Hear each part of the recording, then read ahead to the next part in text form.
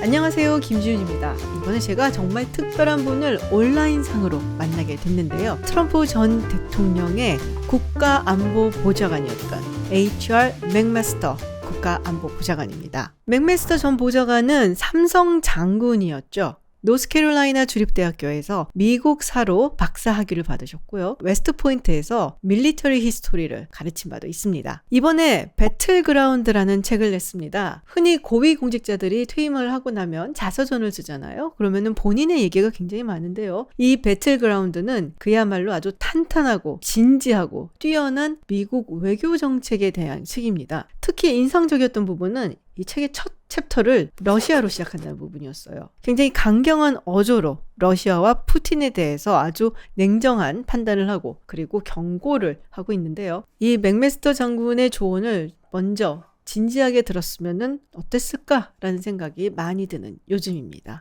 그럼 저와 함께 H.R. 맥마스터 전 국가안보보좌관 만나러 가시죠.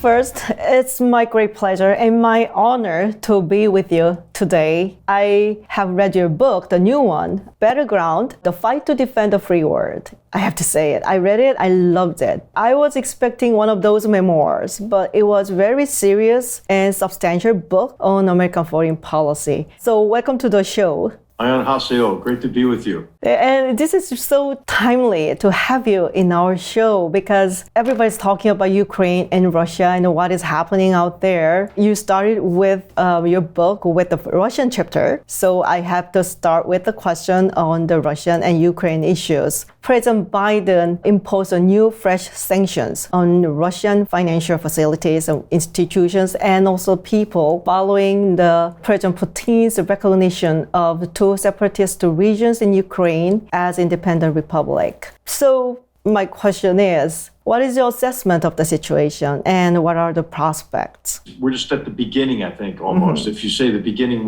the beginning was in 2014 with the annexation of Crimea and the invasion of Ukraine. But it fits this pattern that I describe in Battlegrounds of Putin's playbook. Right. Vladimir Putin is determined to restore Russia to national greatness. And his method for doing that is to drag everybody else down and to use this campaign of disruption, disinformation, and then denial. Right? Even as he's conducting this aggression, he's blaming others. I'm not really being aggressive. This is being forced on me. Right. So it fits a pattern that goes back to his behavior, at least beginning in 2007, with the cyber attacks on Estonia. 2008. The attacks in Georgia. The pattern is really similar, right? I think that we are in for a long campaign by Russia to keep Ukraine under his thumb, to divide Europe and divide the United States and other democracies like South Korea from Europe, to restore Russia and Russian influence over the former territories of the Soviet Union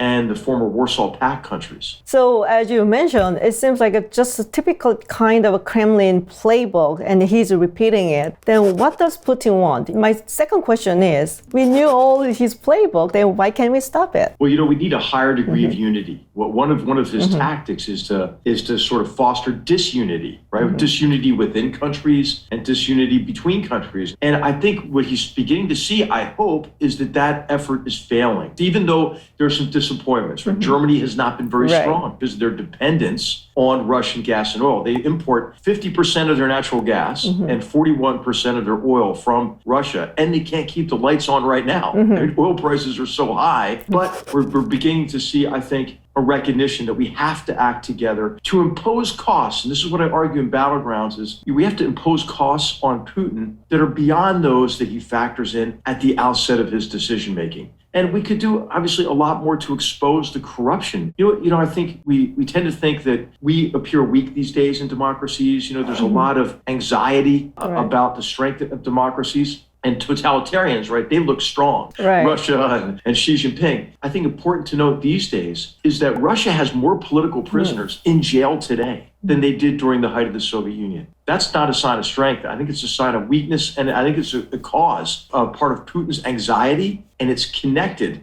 to this aggression abroad, to try to stoke nationalism. I see. I actually noticed that you use the word of totalitarian because a lot of people in Western world, in Korea, they actually use authoritarian instead of totalitarian, but there are some differences. Is it like intentional usage of the word of yours? It is because he's trying to control all of society. And so in Russia, an example, I think, of authoritarianism growing over into totalitarianism is obviously the extinguishment of any kind of alternative voices. Certainly, that's authoritarian. But look at the way he's using the Russian Orthodox Church. I think that's when you start to cross into totalitarianism. Xi Jinping in China uses businesses that have to act as an arm of the Chinese Communist Party. The way that Xi Jinping has mobilized people's social networks against them. He wants to control everybody's data and get access to everybody's so that he can control people's thoughts. I see. I mean, having said that, Xi Jinping, the Xi Jinping is using more draconian measures to control the society, as you said, according to your theory, that he's doing it because he's not secure about the regime or political system. I absolutely think so. So as I write in Battlegrounds, he is driven by a combination of fear and aspiration. And the fear is the fear of losing the party's exclusive grip on power. And you've seen that with purge after purge, within the party. Right. So I think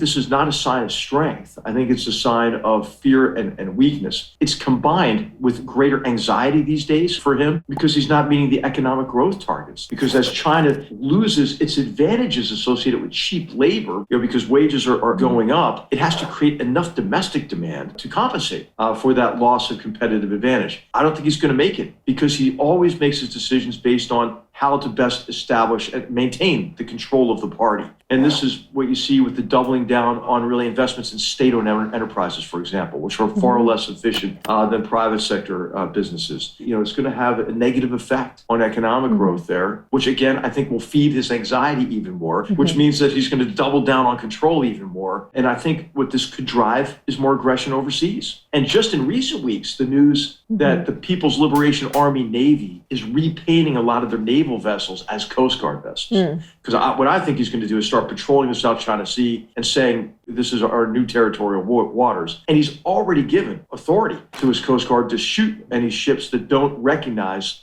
essentially China's ownership of the ocean. This is the area across which 1/3 of the world's surface trade flows. I think we're in for a period of intensified competition with the Chinese Communist Party.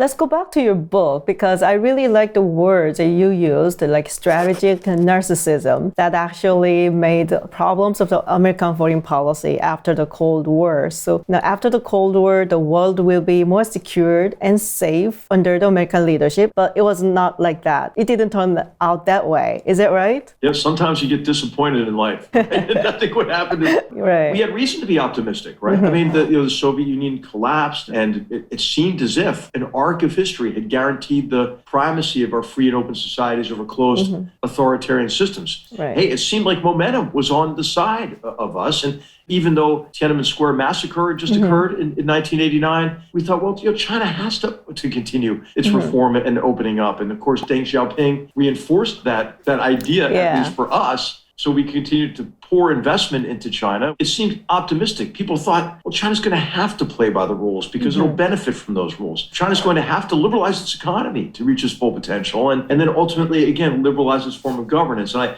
I quote President Bill Clinton, I think it was 1998, maybe even a little bit later, when he was arguing for China's entry into the World Trade Organization. Right. So China's not going to be able to keep the Chinese Communist Party's exclusive grip on power. They're not going to be able to control all information. And he said, trying to control like that would be like trying to nail Jell-O. Yeah. Well, he was wrong about that, right? I was wrong too, I have to admit.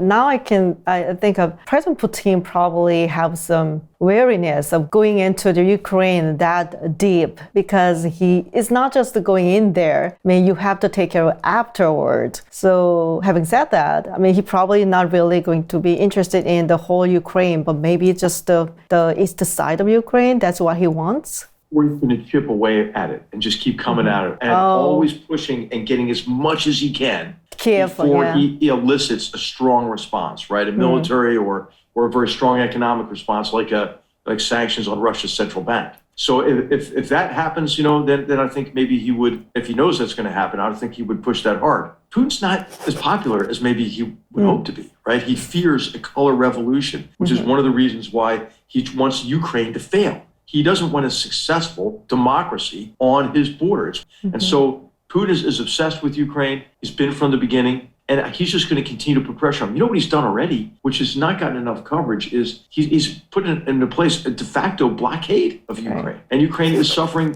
tremendously economically. So I hope that companies and investors in South Korea and the United States, and I hope that we invest in Ukraine, because we were talking a lot about sanctioning, but I think we ought to talk more about what more can we do to help Ukraine economically to get through this. But what was Germany thinking then? Right. I mean, what is Germany thinking? So Germany has been the object of Putin's playbook for a long time. Putin's done a great job at dividing Germans and weakening their resolve. Like, the SPD, one of the party that that Olaf Scholz is from, has a long, maybe too friendly relationship with Russia over the years. It's pretty funny that the party that might be toughest on Russia is the Green Party. Because they care about human rights and everything.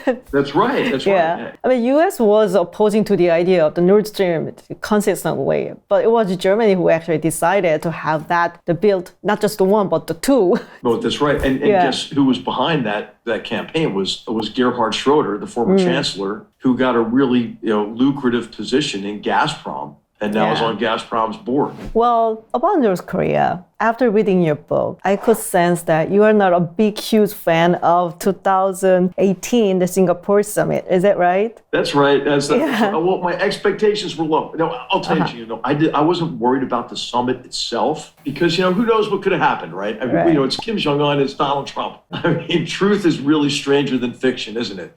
I thought, what could happen? But what I was worried about is the alleviation of pressure on the North. And then we finally get a weak agreement after all those concessions. It doesn't really do anything to constrain the nuclear or missile program. 4 items there, if you remember. I mean, why do that again? Let's not do that again. Well, there's some scholars and also the people in Korea believe that North Korea is developing nuclear weapons only to secure their regime, and they're not going to use it actually. But you have a different take on that. I think you have to, listen to what the regime says and at least consider it a possibility that they mean what they say. And this is across now 3 hereditary dictatorships saying that the goal is unification, under the red banner. And of course, nuclear weapons would allow the North Korean regime to actually undertake even more destabilizing actions. So I think it's important to recognize that the regime could become emboldened if it had nuclear weapons. And the idea that they need them for defense, right? I mean, that doesn't make sense to me anyway, because they already have a tremendous conventional deterrent capability with all of the artillery that you probably know all too well. Right. So I don't really buy the argument that he needs them for defensive purposes.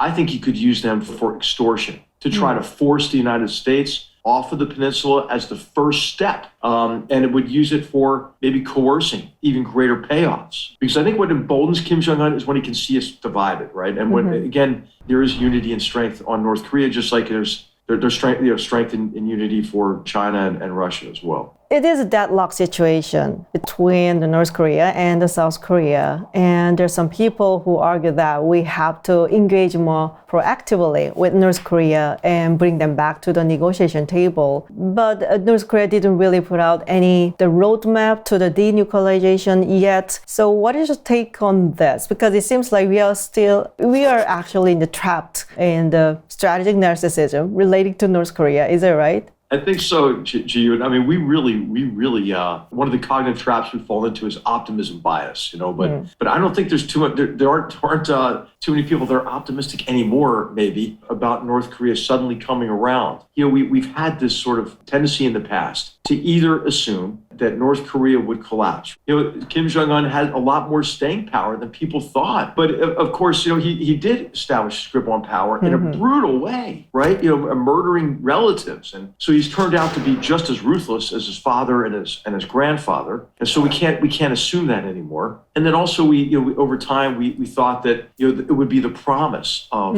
economic opening is to use the prospect of opening and better economics as a way to help the Kim family realize their life could be so much better. But of course, they prioritize maintaining the Kim family grip on power. And so those assumptions, I think, are no longer valid. Well, I have to ask you this question. In the book, you said you never voted while you were in the uniform. Is that right? That's right. That's right. Never did. June, I think it's really important for military to stay out of politics. You know, I'm an American historian. Our founders were very worried about the military being involved in politics because they had in mind the bloody civil wars in England in the 17th century and the rise of Oliver Cromwell. And so they put a lot of really important checks in place to ensure that the military stays out of politics. And then what they did in the Constitution, which came in handy, during the January 6th period, was that the executive branch under our Constitution has no role in the transition of administrations. So you heard a lot of speculation,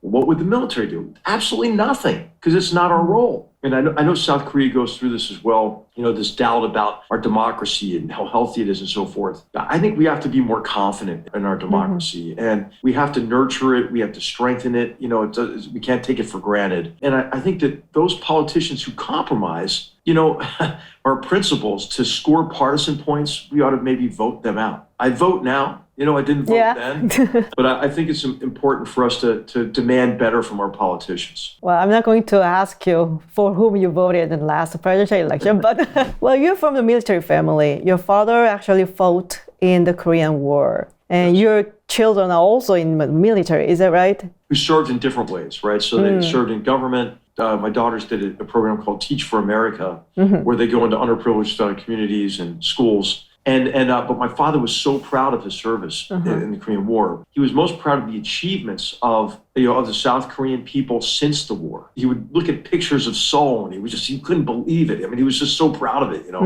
And of course, it was a righteous cause, right? And I think that, those who want to revise history, like Xi Jinping, right, who just released this propaganda movie, China's fighting the war of American I was aggression. furious.